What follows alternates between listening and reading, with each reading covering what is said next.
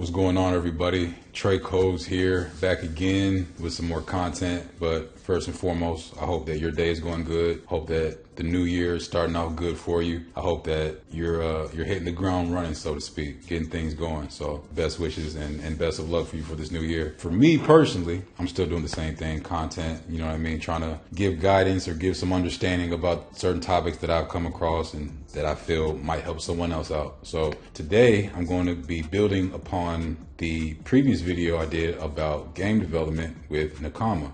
So if you're tired of Nakama, you might want to skip this video because I'm not done with it just yet.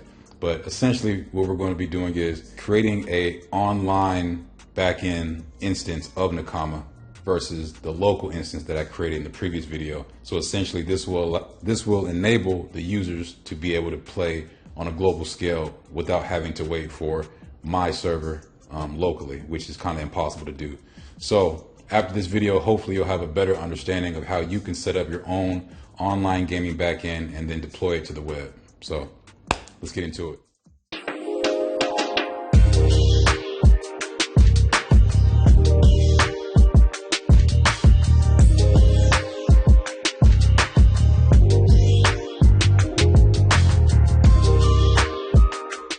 Now, if you're wondering exactly how we're going to make all this magic come to fruition, I'm gonna explain it in baby steps, I guess. So like I said, we're going to be putting our gaming backend online, and the way we're going to do that is with a platform called DigitalOcean. And I'll explain what DigitalOcean is in a little bit, but just know for right now that it's going to give us some services that we can use that will allow us to put our server on the internet, okay? And then from there, I'm going to connect the gift grab game from being connected locally, which was how I did it in previous video, to now being connected to the DigitalOcean online server, okay? So pretty much this won't be too technical. It's gonna be more explanation based than anything, but I figured it would be helpful because I had to spin my wheels for quite some time trying to figure out how to get this deployed online. So hopefully I can save some time if you're trying to do the same thing. Also, before I get started, I kind of realized I never really did this in videos, but please be sure to subscribe to the channel already if you haven't done so. I'm going to be dropping videos way more often this year, so you don't want to miss out on any of the content that I'll be talking about. So go ahead, subscribe now, and then be sure once the video is done to leave any comments or likes or anything like that. That way I can improve on the content that I'm talking about for you all. Okay, so first things first, we need to get a account set up on DigitalOcean. As you can see here, I already created an account. Just know that you'll need to go to DigitalOcean.com and set up an account for yourself. From there, you'll see the dashboard here. And I don't know if I explained it, but I'll explain it. I don't think I explained it actually. DigitalOcean is a cloud infrastructure provider that gives us a plethora of services to use for projects, right? One of those things, one of those services are droplets, which are virtual servers, and that's going to be the key component for today's video. But some of the other services include networking capabilities, managed databases, scalable storage, you name it. Something also to note is it's become very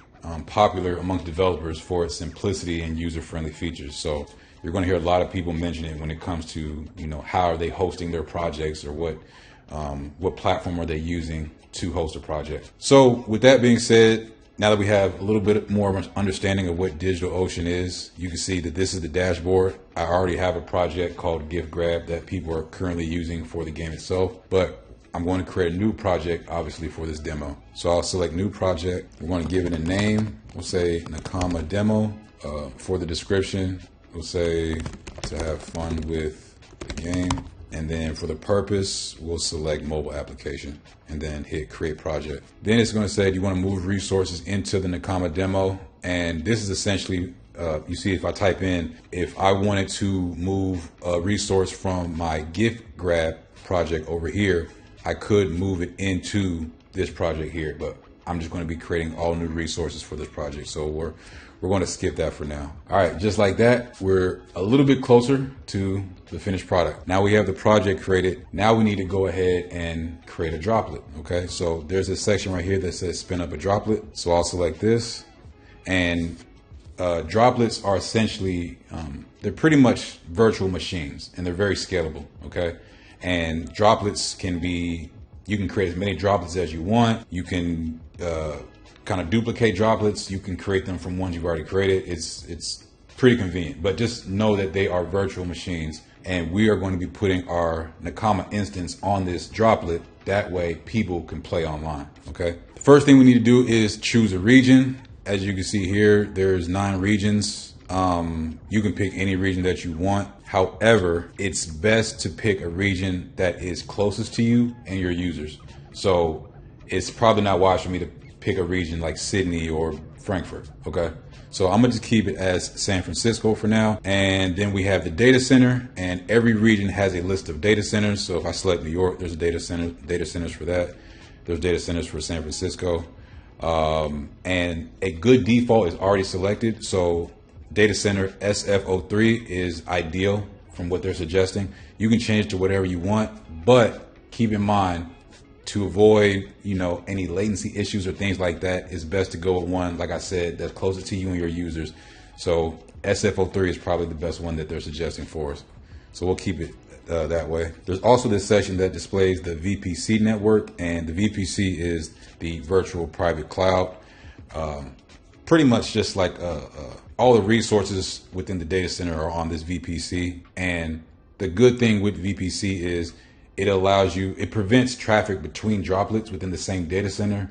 That way, none of the information or the droplets are being routed over the internet outside the data center. So it's all going to be internal. So it's a secure way to share information and the resources within the app. Next, we need to choose an image.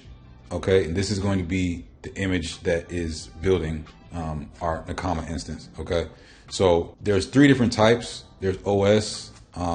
These are like Unix-like based images, and some of these include Ubuntu, Fedora, Debian, CentOS, Alma Linux, Rocky Linux. I'm gonna keep it Ubuntu for this one. There's also Marketplace. Actually, we're not gonna keep it Ubuntu. There's Marketplace, which are pre-configured applications in case you wanna use some of these applications within the image.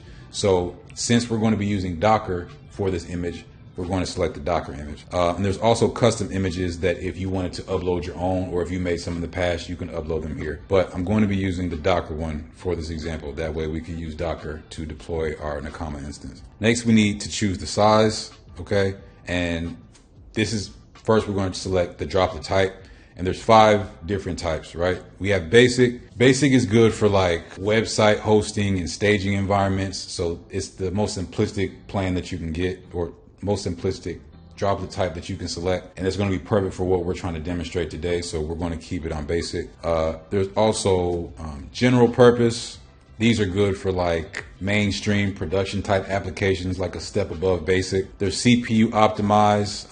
These are really good for like batch processing large data sets, large bills, or video encoding. Then there's memory optimized, and these are good for like high performance databases, in-memory caches, real-time big data processing, or any project that has like a large JVM requirement.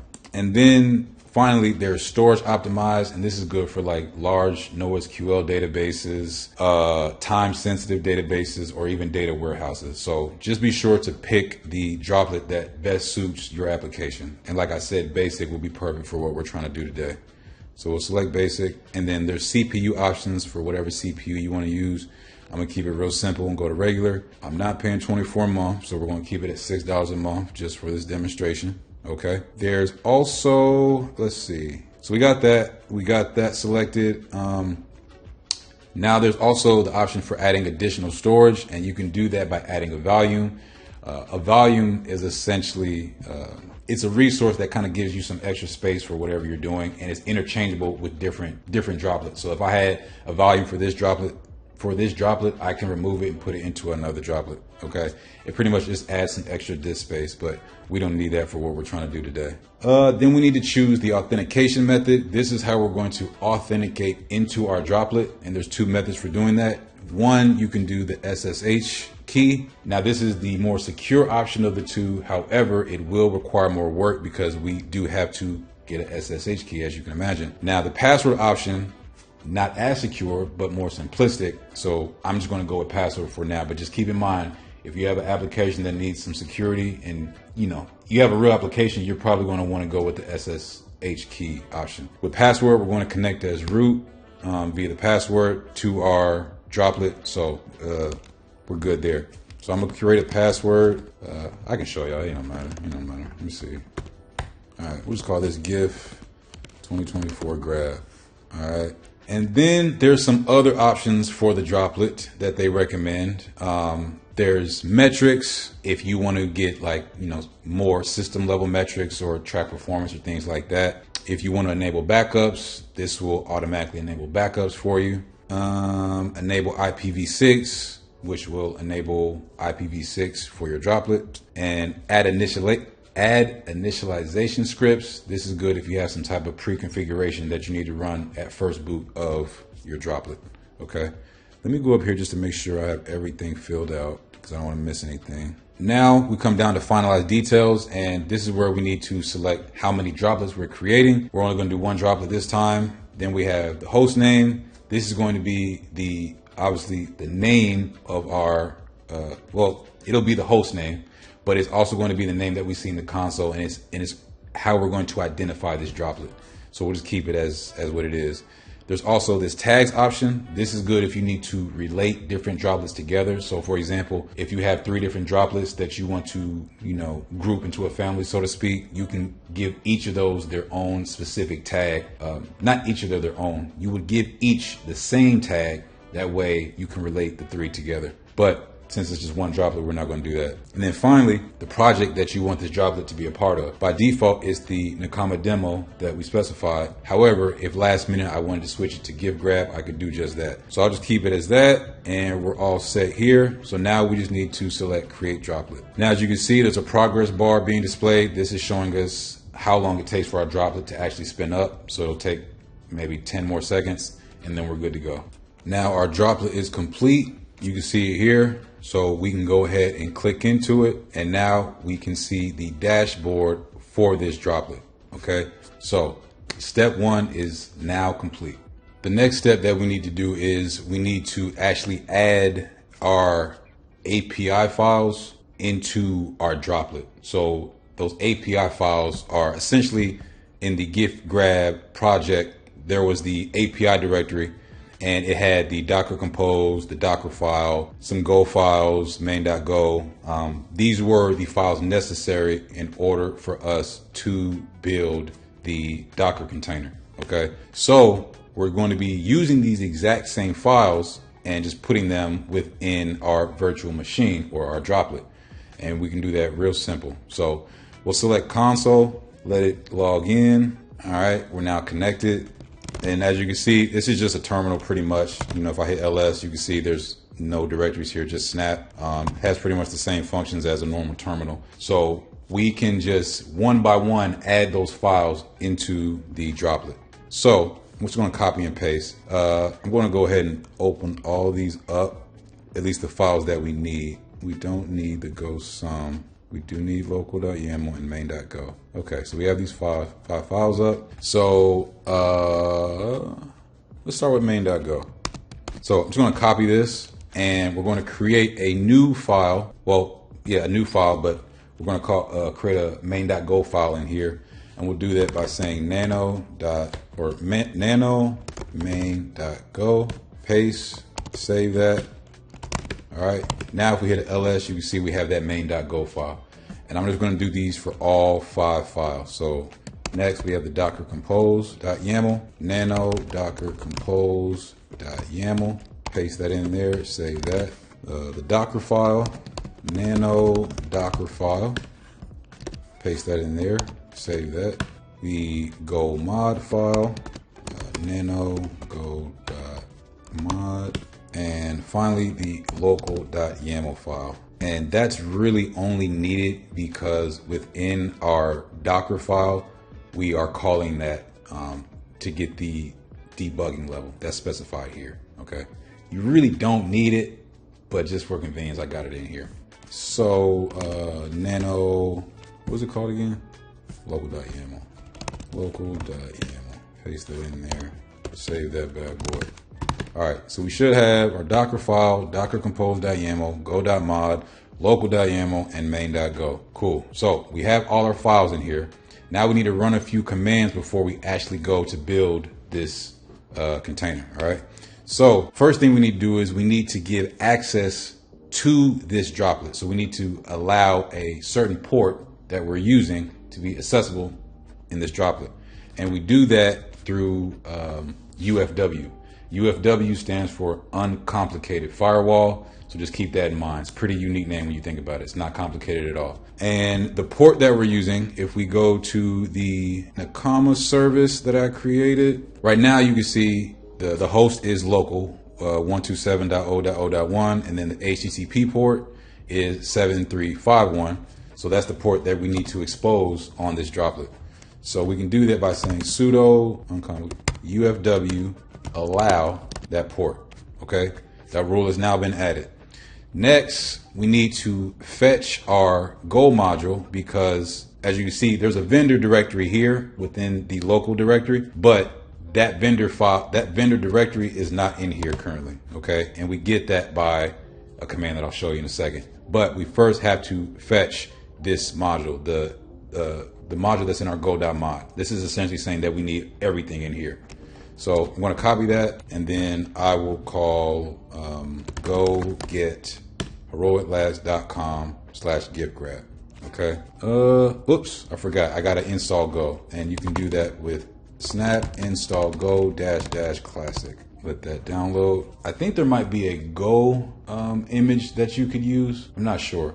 But, you know, we selected Docker, so we used Docker, but Go wasn't in here by default. Okay, we have Go in there. Now we can run that command, go get heroiclabs.com/giftgrab. And as you can see, it's downloading these 2 Go modules that we had specified in here because it's what we require. Cool. So we got that. Now what we need to do is we need to actually fetch our dependencies. Okay. And we do that with go mod vendor. And as you can see here, we now have our vendor directory. If I cd into vendor, yep, okay, we got everything we need there. So now everything is complete on that side. Now all we have to do is finally build this image, and that way we have our container, okay? So we run docker compose up. And now this is essentially doing the same thing that it was doing locally, but now that it's on this droplet, we're essentially creating this Nakama instance for everybody. It's online now. So it's going to take a little second. But yeah, I'll check back in a few minutes. Now that that's done, and you can tell that it's done because at the very end, you see that it says startup done here. So that means we're good there. Now we should be able to actually access the Nakama dashboard online now that this is running. And the way to do that is we're going to copy this IPv4 address right here, and then add the port that was exposed earlier to the end of it, which was 7351. Okay. And voila, our Nakama instance is now online for everybody. So if I log in, you should see that we have no user accounts just yet. But we do have our leaderboard that was specified in the Go module. Okay. So that's running how it needs to. So we're almost done. We have one final step, and that is to actually test the application. Okay. So like I said, previously we were connected locally. Now we need to connect to the internet. All right. And just for demonstration purposes, I'll show you what it looks like trying to run the app connected locally when we do not have our local instance running. So if I go to the Nakama service, you can see here that the host is specified to local, right? We have the app running in the iPad simulator. So if I try to log in, if I hit submit, I get an error. Okay. And that error is, let's see, if it'll specify it, maybe not. It should. Let me see. I'll try it again. Hit submit. So it's paused on an exception, right? If we can zoom in, pretty much it can't connect to that host, right? As you can see, the error happened within the http2 connection.dart file. And the error is it doesn't know what localhost is because there's nothing running locally, right? Cool. That's expected. So what we need to do is we need to update that host to the IPv4 address that we just created in our droplet. So if I come back here, hit copy, and now I change this to that address. We're going to keep the port the same because that didn't change, but we're just going to change the host. So now if I refresh this, and log in, we're good. Logged in, okay? And we can validate that by coming back to our Nakama console. I'll zoom in a little bit, and we should now have a user account for Trey. Okay, perfect. And the final test is the leaderboards, which was the big key component of the video last time. All right, so now if we go ahead and play a game, we should be able to see a record added to our leaderboard. Log in one more time real quick. All right, let's play this game real quick.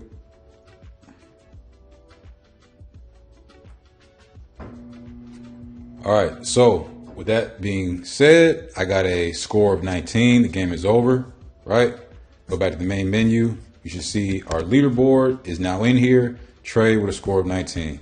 And it will also be within here. I get an unauthenticated error sometimes when dealing with this. I haven't figured that out yet, but I just need to log back in and then I'll be able to see the leaderboard.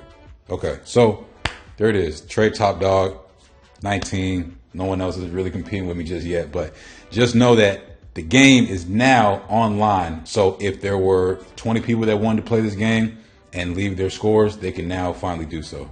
All right, and that is how you set up a online Nakama instance for your games. All right, so wasn't too hard, wasn't too much to it. All we really used was DigitalOcean, which again is a cloud infrastructure provider. So be sure to check that out. And we use Flutter. All right, not too much to it, but now you know that's how you would set it up and deploy it online, so that way your users aren't confined to you running your server locally, because you can't be on your computer all the time, right? And it wouldn't make sense. It wouldn't be convenient to do that anyways. All right. So as always, please like, comment, subscribe, especially subscribe. I plan to be dropping way more videos this year. It's my goal to get way more content out than I did last year. So I would love for you to be a part of that. And I'm just going to continue learning as much as I can, and hopefully you're here to learn with me. All right. So please like, comment on the video, any suggestions, any improvements, any feedback, always welcome. And then if you haven't already, be sure to subscribe to the channel. Okay. Until next time, this is Trey Codes signing off.